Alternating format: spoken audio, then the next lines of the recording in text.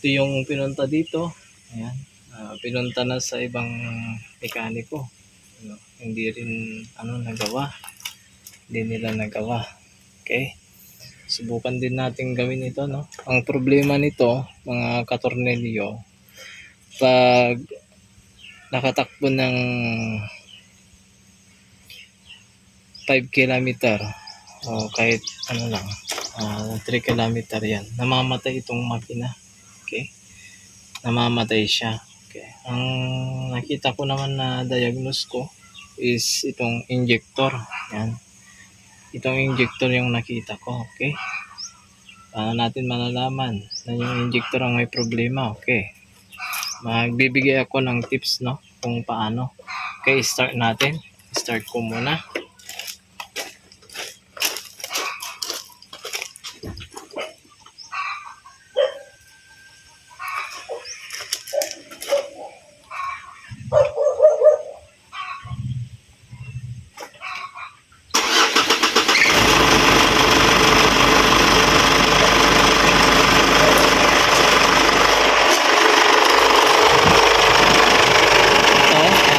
Makita naman natin, okay naman yung under niya. Yan, ma-under na yan.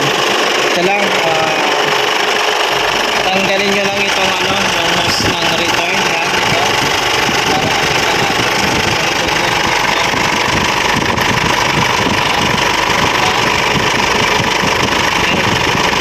Ano yung nakikita nyo mga katuglan nyo? Yan.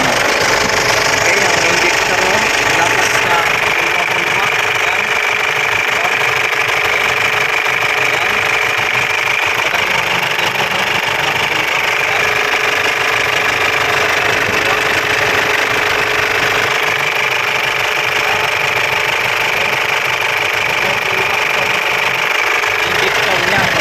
Yan lang yung nakita kong problema.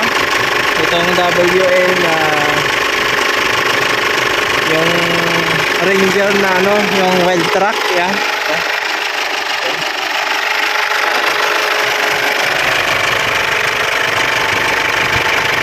Yan lang yung gagawin natin. Okay. Babakpasin natin itong injector niya. Yan. Subukan muna nating linisan. Yan.